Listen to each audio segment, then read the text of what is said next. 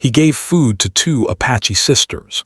And the next day, 700 warriors surrounded him. John Matthews had always lived on the edge of the wilderness, where the land was untamed and the mountains rose like silent guardians against the horizon. Life here was hard, but John had learned to survive through skill, patience, and respect for the land. The sun had begun to dip toward the west that afternoon, painting the sky in shades of orange and purple, when he decided to check the traps he had set along the riverbank. Hunting was not just a way to provide food.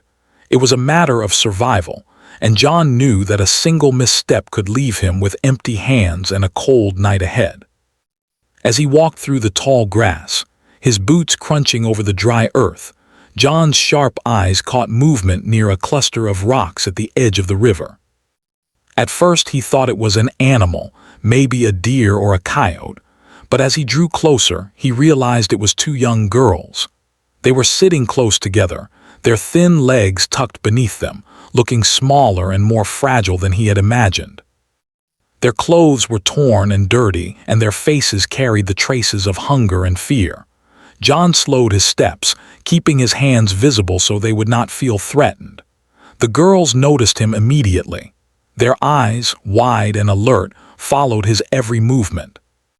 John had learned long ago that eye contact was a way to understand intention, and he could sense the tension radiating from them. They were Apache, he realized, and he knew well enough that any misstep could turn a simple encounter into a dangerous confrontation. Yet looking at them, something stirred within him that he could not ignore. He saw not enemies or strangers, but children in need. Hunger and fear were universal, and in that moment he felt a quiet resolve to help. He stopped a few feet away and slowly knelt, lowering himself to their level. His voice was gentle but firm. "Hello, I don't mean to harm you. Are you hungry?" The girls exchanged glances, whispering to each other in a language John did not understand. The younger of the 2 clutched a small bundle of cloth close to her chest, perhaps hiding what little they had. The older one's gaze was steady, wary, and full of questions. Hunger, though, made its presence clear in the way their stomachs rumbled and the faint ache in their limbs. John reached into his pack and pulled out a small loaf of bread and some dried meat he had prepared earlier. He placed them on a flat rock between them, careful not to make sudden movements. "You can have this.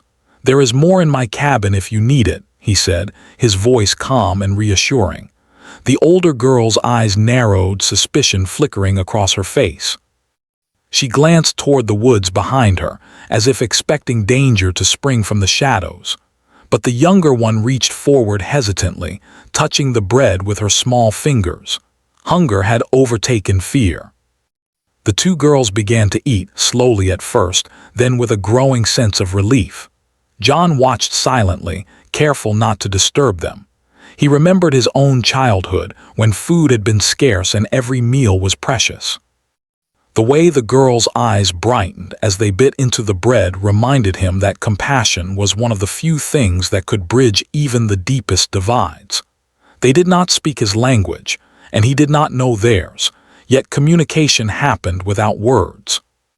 A smile, a shared moment of trust, a simple act of giving, it spoke volumes. As the sun sank lower, John realized that night would come soon, and with it, the cold that could be cruel to anyone, especially those not accustomed to shelter. He gestured toward the forest, indicating that they should follow him if they wished. The girls hesitated, looking at each other as if debating the risk. Finally, the older one nodded slightly, and they stood, brushing dirt from their clothes. John led them along the path toward his cabin, keeping his movements deliberate and calm so as not to frighten them. The journey was quiet, filled only with the sounds of the wilderness, the rustle of leaves, the occasional call of a bird returning to its nest, and the distant murmur of the river. John thought about the precarious balance of life on the frontier, where danger could be immediate and unexpected. He had heard countless stories of settlers and Apache clashing, and he knew that a single act of kindness could be misinterpreted by either side.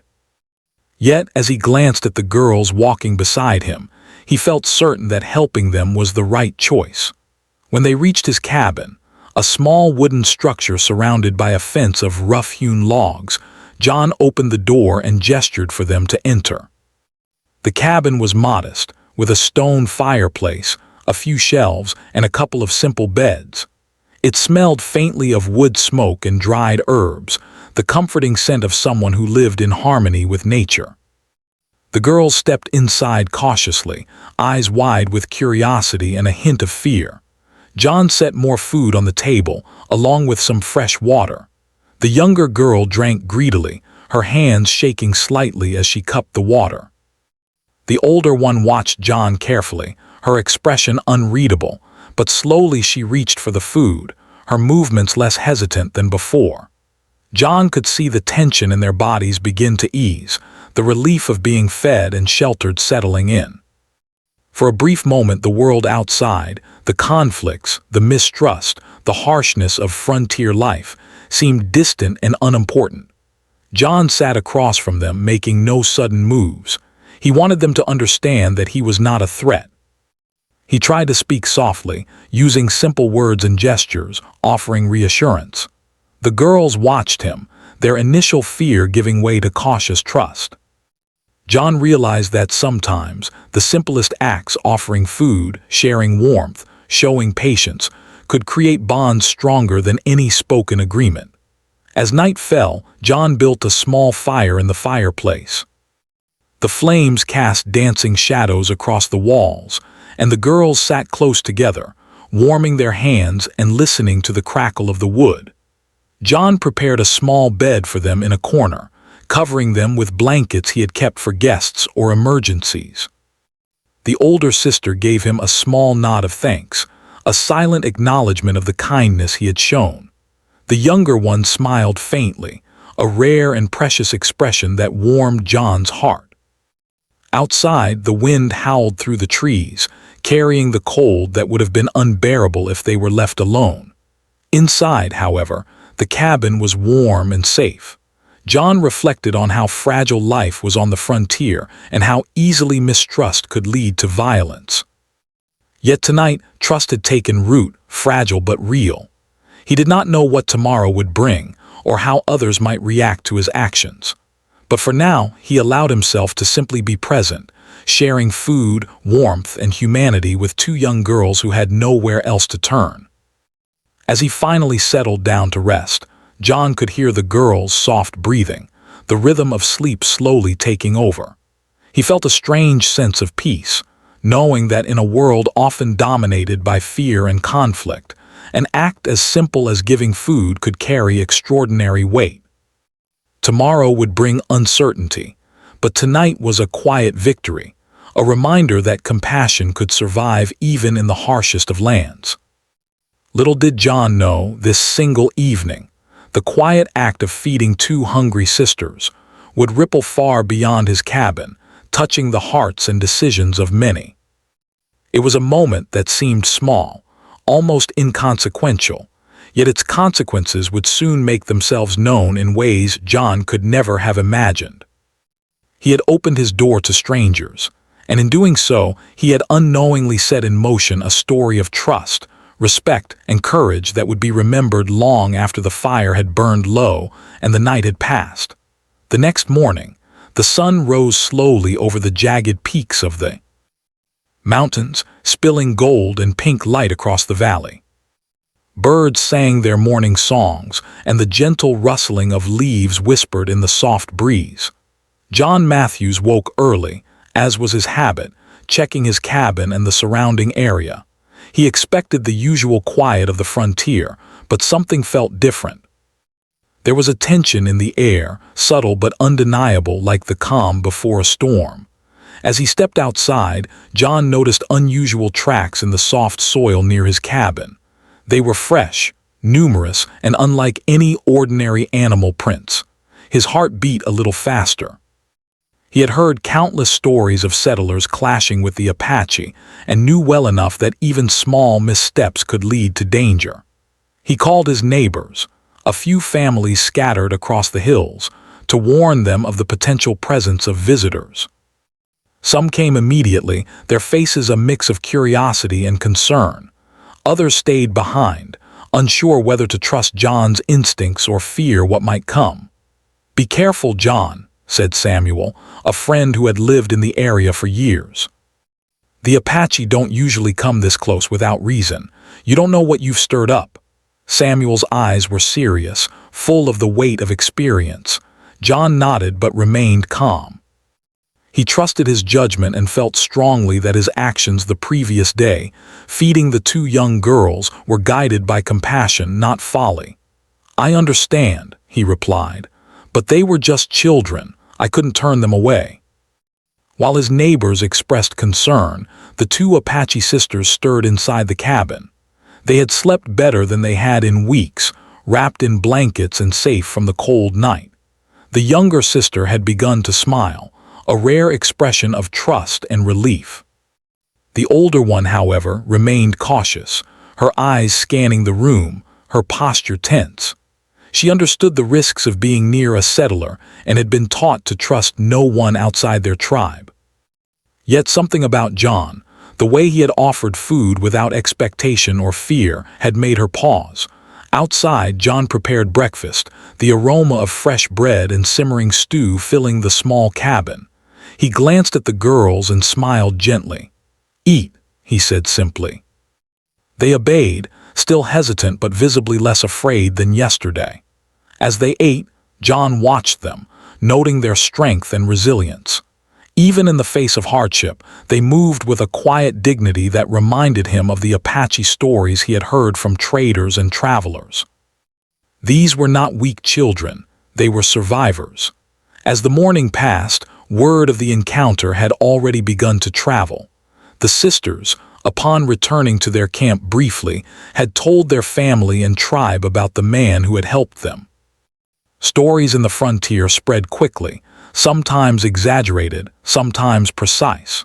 Within hours, the tale reached the ears of the Apache elders and warriors, who listened intently to the details.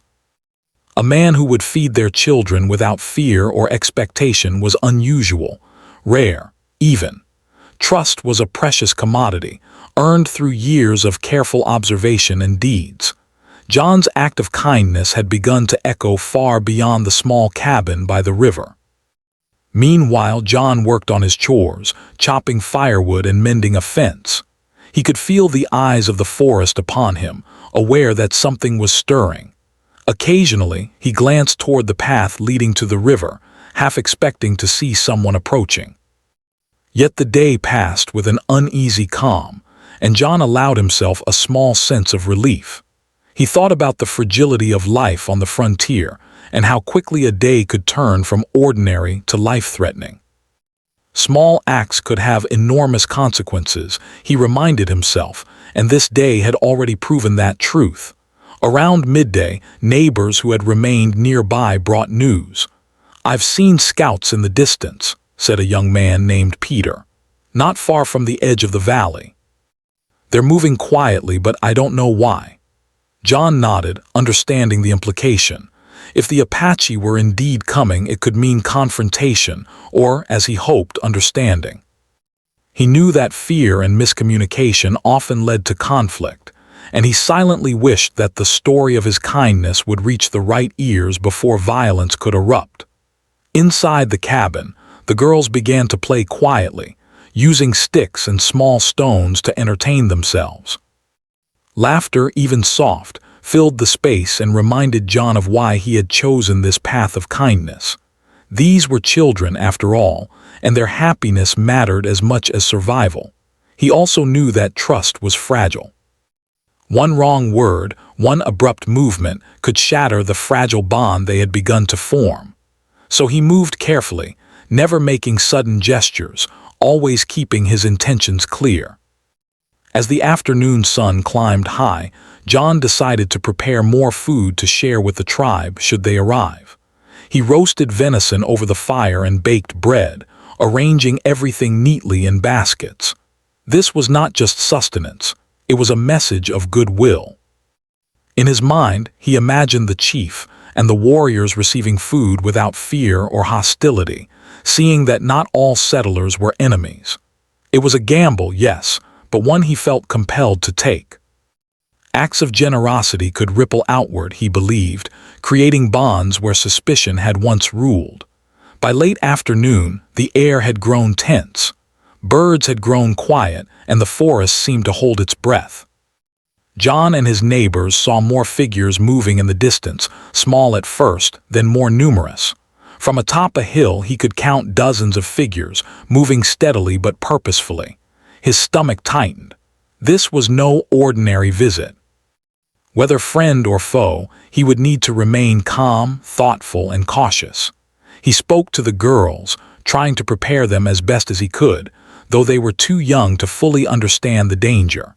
He told them to stay close and not make sudden movements. The first Apache scout reached the edge of the clearing by John's cabin.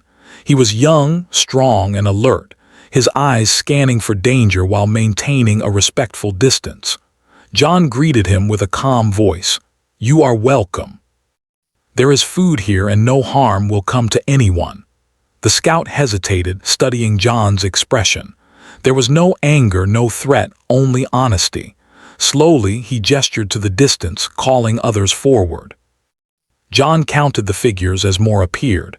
Dozens, then hundreds, warriors moving with quiet precision. The tension grew with each passing minute. Inside, the girls clung to each other.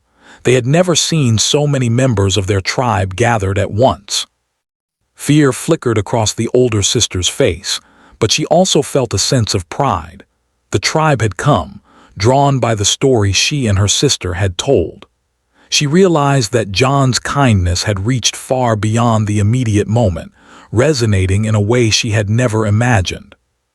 John noticed the change in her expression, the flicker of hope replacing some of the fear.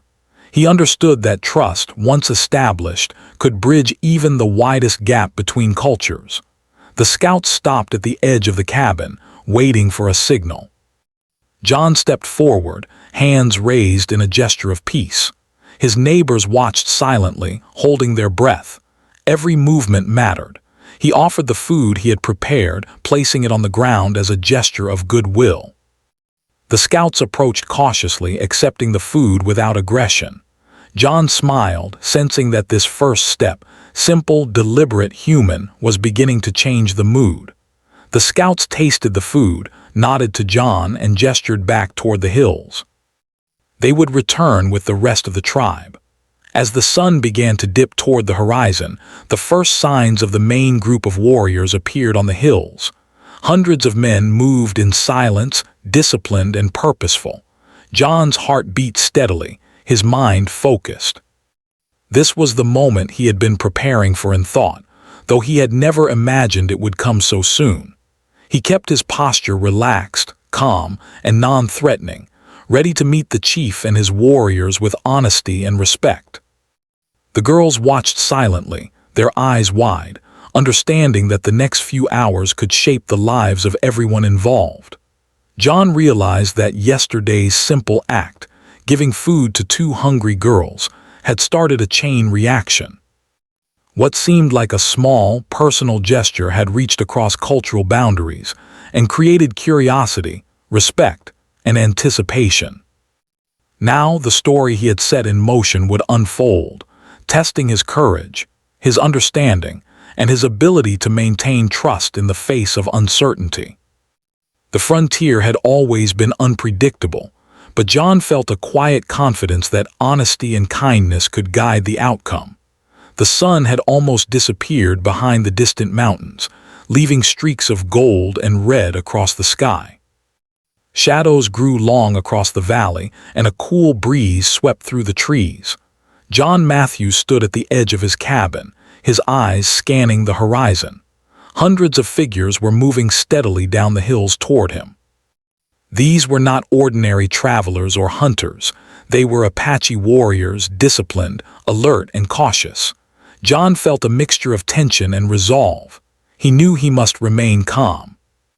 His life and the lives of those two young girls might depend on every word, every gesture, and every pause he made. He watched carefully as the first group reached the edge of the clearing. The warriors were silent, their movements coordinated, almost ceremonial. Among them, a few scouts had gone ahead, carrying messages with gestures that John could not understand. The two Apache sisters, standing beside him now, clutched each other's hands. The younger one's eyes were wide with a mixture of curiosity and nervousness, while the older sister's face was set with determination. She understood that what was happening was serious, but she also recognized that John's intentions had always been good. His calm demeanor had earned their trust. John took a deep breath and stepped forward, hands raised to show he carried no weapon in a threatening way. His voice was firm but gentle. "You are welcome here. No harm will come." "There is food and shelter," he said, hoping that the sincerity of his words would carry across the distance. One of the scouts approached cautiously, studying him closely. He was a young man, alert and careful, his eyes scanning John's every movement. The scout paused a few steps away, then nodded to the others, signaling them to wait. Minutes passed slowly, each moment heavy with anticipation. John could feel the weight of history pressing down, decades of mistrust and conflict between settlers and Apache.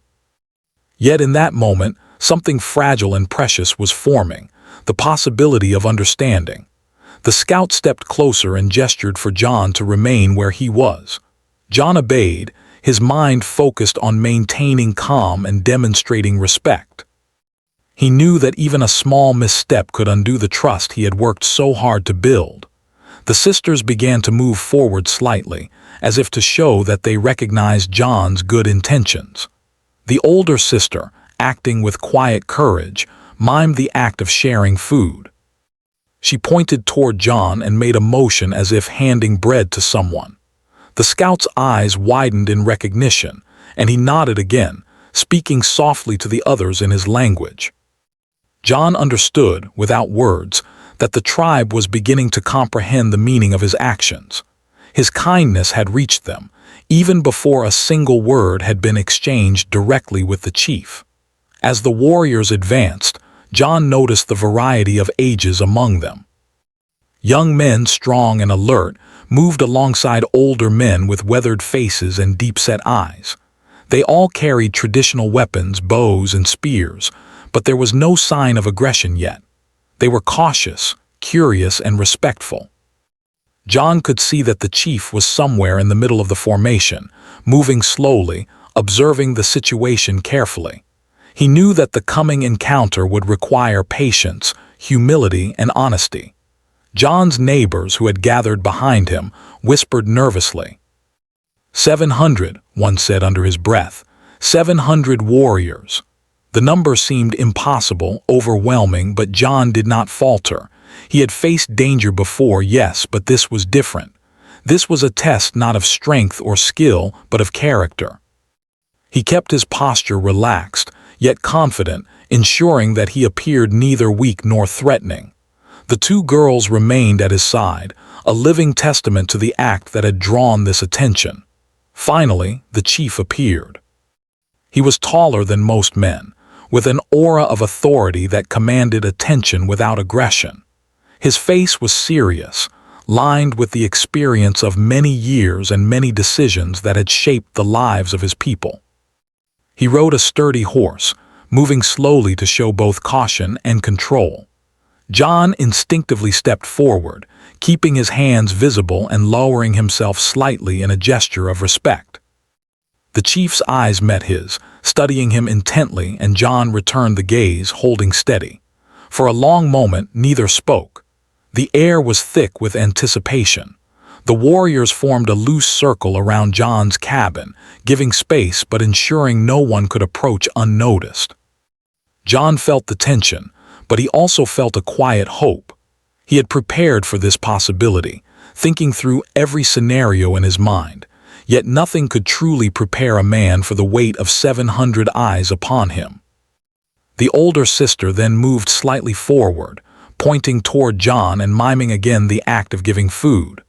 The chief noticed and paused, then dismounted from his horse, a deliberate gesture to show he came in peace. John mirrored the action, bowing slightly and keeping his hands raised. This silent exchange carried more meaning than words could. Trust was being built in small gestures, in shared understanding, in the courage to act without violence. The chief spoke quietly to the scouts around him. John could not understand the words, but he watched carefully as the scouts nodded, then approached John, gesturing for him to place the baskets of food on the ground. John obeyed, setting the baskets down carefully. He then stepped back, hands still raised. The scouts inspected the food, nodded, and gestured approval to the chief. A small smile flickered across the chief's face, a sign that he recognized the value of what John had done. Time seemed to slow. The warriors shifted slightly, but no one advanced threateningly. John could feel the energy in the clearing change, moving from tension to curiosity. The chief stepped closer, motioning for John to remain still. He gestured toward the two sisters, and they stepped forward, showing the chief the kindness John had extended to them. It was as if the act of feeding the girls had become a language of its own, speaking louder than any words ever could. The chief's eyes softened slightly, and he nodded again, a silent acknowledgement of respect. John could feel a sense of relief, but he did not let his guard down. He understood that this was only the beginning of communication, not the end. He continued to maintain his calm, deliberate movements, showing that he posed no threat. The warriors watched closely, the tension slowly dissipating, replaced by cautious curiosity. John realized that this moment was remarkable, not just because of the danger, but because it was an opportunity to bridge two worlds, to show that understanding and respect could exist even where fear had long dominated. The chief then gestured for John to approach, indicating that he would speak. John moved forward slowly, hands still raised, and nodded respectfully. The chief's voice was calm but strong, and though John could not understand the words directly, the tone carried meaning. Through gestures, facial expressions, and the presence of the sisters as translators, communication began. The chief asked about the food, about John's intentions, and about his understanding of the land. John replied carefully, using gestures and simple words, showing that his purpose had always been to help, not to harm. The sisters helped bridge the communication gap, miming and repeating actions to ensure understanding. The chief observed intently, listening not just to words but to actions, tone, and body language. In the end, the chief's nods and small gestures showed recognition and approval. The warriors, too, began to relax, forming a respectful distance but remaining vigilant. John realized that this was a turning point, the moment when fear had begun to transform into cautious respect, all because of a simple act of kindness performed the day before. As night approached, John prepared for the first real interaction with the chief. He offered more food, set out blankets, and arranged a small fire to provide light and warmth. The chief and a few selected warriors approached, sitting carefully around the fire. John remained seated on a log opposite them, hands visible, posture relaxed. The sisters stayed close, providing silent translation and guidance. The air was filled with the scent of cooking meat, warm bread, and the faint smoke of the fire, a simple but powerful combination that softened tension. By the time darkness fully settled, the atmosphere had changed completely. The initial fear and tension were replaced by cautious trust and curiosity. John realized that the arrival of 700 warriors, which could have been a terrifying ordeal, had become an extraordinary opportunity. Through calmness, honesty, and the courage to act with kindness, he had created a fragile but real bridge between worlds that had often been in conflict. John sat quietly, watching the warriors eat and listen, and understood that this moment would be remembered far longer than any battle. A simple act, feeding two hungry girls, had now brought together hundreds of people in a peaceful, respectful encounter. The implications were profound, and John felt a quiet pride, tempered by humility, knowing that this was only the beginning of a long journey toward trust and understanding. The night was calm, though the air was filled with quiet tension. The stars stretched across the sky, shining brightly over the valley, casting silver light over the cabin and the clearing around it. John Matthews sat on a log near the fire, his hands resting on his knees, while the Apache chief and several of his warriors sat across from him. The younger sister stayed close to John, while the older sister acted as a bridge between him and her people, translating through gestures and small signs.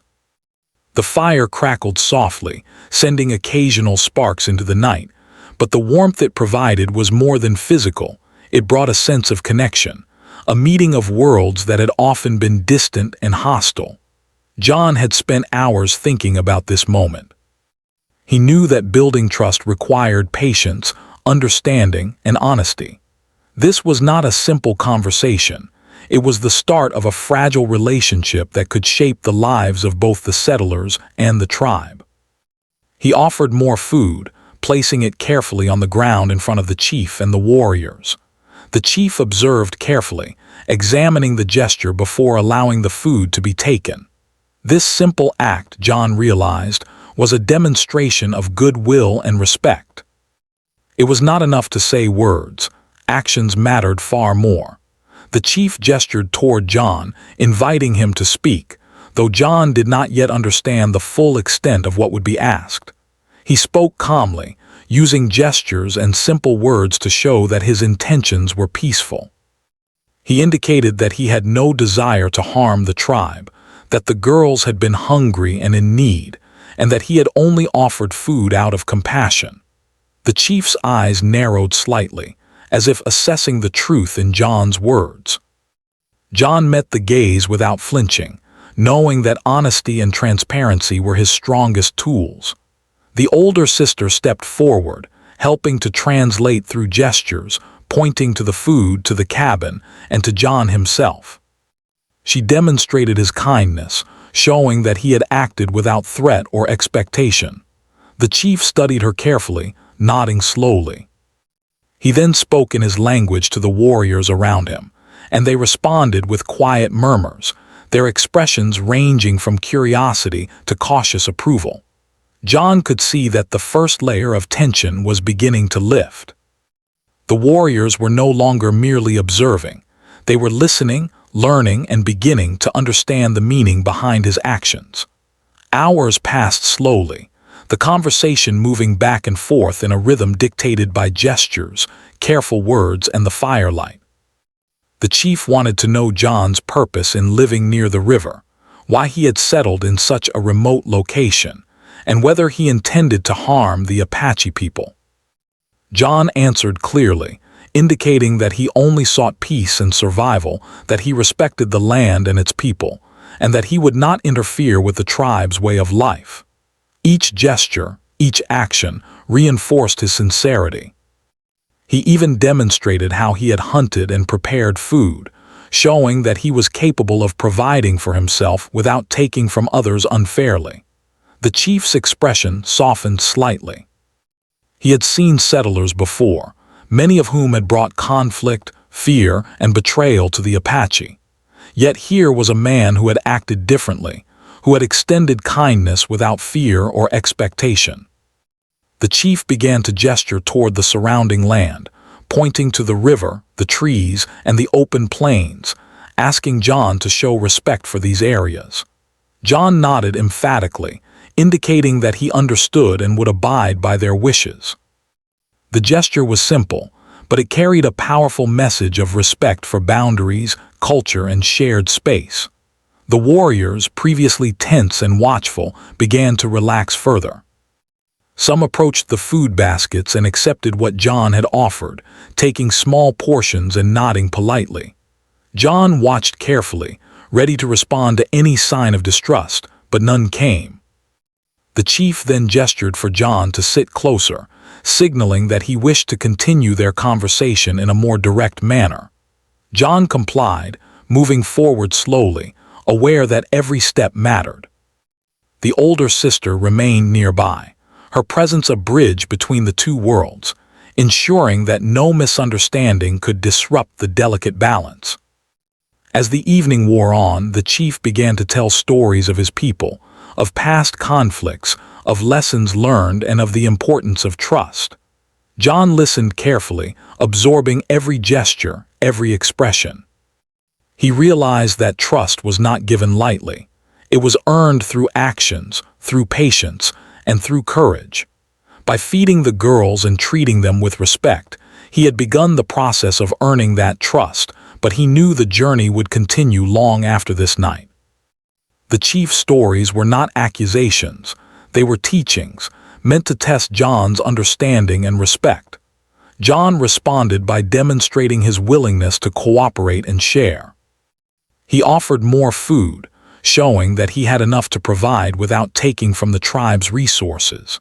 He indicated that he was open to guidance, ready to follow the tribe's advice, and willing to work together in a way that benefited both parties. The chief's nods and occasional gestures of approval showed that John's sincerity was recognized. The warriors, too, began to engage in quiet observation, learning that this man, unlike others they had encountered, could be trusted. By the time the moon rose high, illuminating the clearing with silver light, a sense of mutual respect had formed. The chief gestured toward John, then toward the girls, indicating that their presence had made a difference. John understood the meaning. His kindness had created a ripple, extending far beyond the immediate moment. The girls had been the catalyst for a connection that might have seemed impossible just a day before. Their trust in him had spoken louder than any words, showing that even in a world filled with fear and conflict, small acts could have enormous consequences. The chief then gestured toward a flat area near the cabin, suggesting that it could serve as a neutral meeting place. John nodded in understanding, realizing that this would allow both sides to interact safely and build further trust over time. He demonstrated through gestures that he agreed and that he would honor the space as a place of peace. The chief's approval was clear, and the warriors began to relax further, sitting in small groups around the clearing, sharing quiet conversation and food. The tension of earlier in the day had transformed into cautious but growing camaraderie. John realized that the night's events had become a turning point. What could have been a dangerous confrontation had turned into an opportunity for understanding. He reflected on the fragility of trust and how easily fear could escalate into conflict. Yet here, under the stars and by the fire, trust had taken root. A simple act of compassion, feeding two hungry girls, had changed the course of interaction between settler and tribe, creating the possibility for future cooperation and mutual respect. The chief gestured one last time, signaling that the immediate conversation was concluded. John remained attentive, knowing that this was only the beginning. Trust was not a one-time achievement. It had to be maintained through consistent actions, honesty, and respect. He had taken the first steps, and now it was time to ensure that the relationship continued to grow in a positive direction. The warriors dispersed slightly, moving around the clearing, inspecting the surroundings, and interacting quietly with the food John had offered. The girls stayed close to John, their eyes reflecting relief and pride. They understood that his actions had earned recognition and respect not just for himself, but also for them as members of their tribe. The older sister smiled faintly, a gesture of reassurance and understanding. John smiled back, feeling a deep sense of accomplishment, not in power but in connection, understanding, and peace. He had learned that courage was not always about confrontation. Sometimes it was about compassion, patience, and the willingness to act rightly even when outcomes were uncertain. As the night deepened, the fire burned low, and the first hints of dawn began to appear on the horizon. John prepared a small area for the chief and his warriors to rest if they wished, showing continued hospitality. The chief accepted, nodding in acknowledgement. The warriors settled quietly, and John allowed himself a moment to breathe, reflecting on the extraordinary events of the past day. He understood that history often remembered battles and conflicts, but it was moments like these of understanding, respect, and courage that truly shaped the future. Before finally resting himself, John looked at the two girls, still quietly observing the tribe's interactions. He realized that the connection formed here would continue to grow, influencing both the settlers and the Apache for years to come. A simple act of kindness had turned into a powerful lesson. That humanity, when expressed through patience, honesty, and generosity, could overcome fear, suspicion, and past wrongs. Tonight, under the stars and the watchful eyes of the Apache, John had helped lay the foundation for a lasting peace, one small but meaningful step at a time. The morning sun rose over the valley, painting the sky in soft shades of pink and gold. The cool air carried the scent of pine and fresh earth, and the distant sound of the river added a gentle rhythm to the quiet landscape. John Matthews stood at the edge of his cabin, observing the clearing where the Apache warriors had spent the night. Though they had left some time ago, the sense of connection and trust lingered, filling the air with a quiet energy that John had never experienced before. He reflected on the events of the past 2 days. What had started as a simple act of feeding two hungry sisters had grown into something far larger than he could have imagined. The girls' trust in him had opened a door, and through patience, respect, and honesty, he had begun to build a bridge between two very different worlds.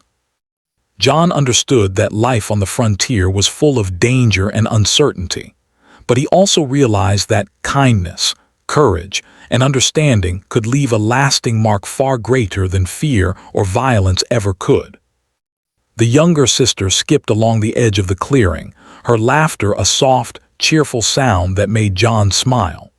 She had been timid when they first met, but now she moved with confidence, her fear replaced by a sense of safety. The older sister approached John, her eyes bright with pride and a hint of awe. She spoke in soft whispers, translating gestures and words from her tribe to help him understand the growing respect and trust between them.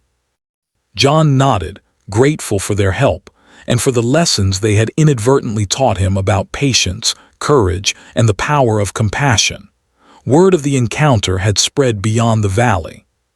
Traders passing through spoke of the man who had welcomed 2 Apache girls and gained the respect of hundreds of warriors without any conflict.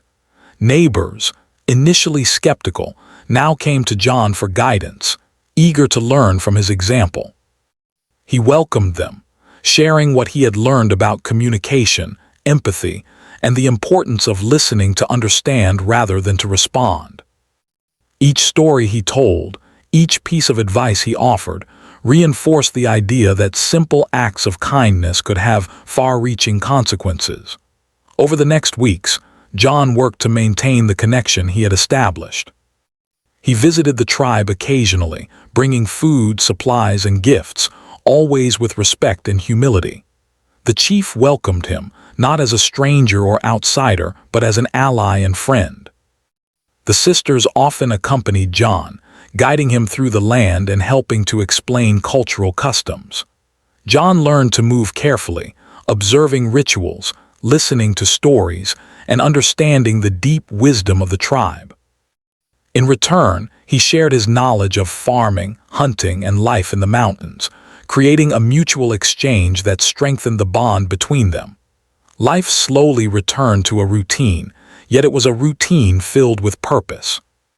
John's cabin became a place of gathering, a neutral space where settlers and members of the Apache tribe could meet safely. People came to discuss shared concerns, trade goods, and exchange ideas. Tension and fear still existed, but John's example had begun to shift the dynamic. Trust, once considered fragile and easily broken, was now growing steadily, nurtured by consistent actions, respect, and understanding.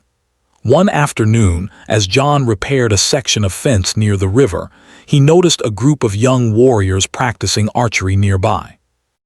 They moved with discipline and focus, but their eyes occasionally flicked toward him, measuring, learning, observing. The older sister smiled at him from a distance, whispering that the young men were learning to trust and respect him, just as the elders had. John nodded, feeling a quiet sense of pride. He knew that trust was not earned in a single day or through a single act. It required consistency, patience, and a willingness to act rightly, even when no one was watching. The chief often visited John, sometimes alone, sometimes with a small group of trusted advisors. Together, they discussed ways to ensure the safety and prosperity of both settlers and the tribe. John shared his knowledge of the land, the best areas to hunt, and how to cultivate crops, while the chief taught him about the sacred places, the customs, and the wisdom passed down through generations. Through these exchanges, John came to understand that true respect was a two-way street. It was not just about giving, but also about listening, learning, and honoring the knowledge and traditions of others. The Apache sisters continued to be a bridge between their people and John. They often helped him navigate cultural differences, explaining the significance of certain rituals or gestures. The younger sister had grown more confident, often running ahead to explore and returning with small stories or observations. The older sister had taken on a role of guidance, quietly mentoring John in ways that allowed him to better understand the people he had once feared might harm him. John realized that trust, once nurtured, could grow into mutual respect and understanding, even across vast cultural divides. Months passed, and the bond between John and the tribe deepened. Seasonal changes brought challenges, from harsh winters to droughts, but the connection established through honesty, patience, and kindness endured. John shared food, helped repair shelters, and assisted in organizing resources during difficult times. The chief, once cautious and wary, now sought John's counsel on matters ranging from hunting strategies to settling disputes among younger warriors. John's role had grown beyond that of a simple frontiersman. He had become a trusted friend, advisor, and mediator. One day, a young settler approached John, expressing concern about rumors of conflict between settlers and the Apache. John smiled calmly and invited him to visit the cabin and witness the growing trust and cooperation firsthand. Together, they observed the tribe working alongside settlers, sharing skills and learning from each other. The young settler was amazed, realizing that fear and misunderstanding had been replaced by respect and collaboration. John explained that it had begun with a small act of kindness, a single gesture of feeding two hungry girls, and that this simple choice had created ripples that reached far beyond what anyone could have imagined. John often reflected on the lessons of the past months. He understood that the frontier was a place of challenge and uncertainty, where survival often depended on courage, resourcefulness, and quick thinking. Yet he also realized that the most profound impact came not from strength or skill alone, but from the willingness to act with integrity, compassion, and respect for others. His story, once filled with fear and uncertainty, had transformed into a tale of hope, understanding, and the power of human connection. As years passed, John's actions became a legend in the valley. Travelers spoke of the man who had fed two hungry Apache sisters, and through patience, honesty, and courage, had earned the respect of hundreds of warriors. Settlers and members of the tribe alike would recount the story to younger generations, teaching lessons about kindness, trust, and the importance of bridging divides. The two sisters, now grown, often visited John, their bond unbroken by time, speaking of the day when a simple act of compassion had changed the course of their lives and the lives of many around them. Even in his later years, John continued to honor the connections he had made. The cabin by the river remained a place of gathering, a safe haven for those seeking guidance, understanding, or friendship. The lessons he had learned about courage, compassion, and the power of small acts remained at the heart of his life. John often watched the river flow, thinking of how far trust could travel, how kindness could ripple outward, and how a single choice, made with honesty and courage, could shape the lives of many. In the end, John Matthews understood that the true measure of a life was not in wealth, fame, or conquest, but in the positive impact one had on the lives of others. By feeding two hungry girls, by acting with respect, and by choosing trust over fear, he had created a legacy that would be remembered long after he was gone. The valley, once filled with tension and mistrust, had become a place of learning, cooperation, and understanding, a living testament to the power of human kindness. John smiled quietly as he watched the younger sister run toward the river to collect water, while the older sister helped guide a group of young warriors through a practice drill.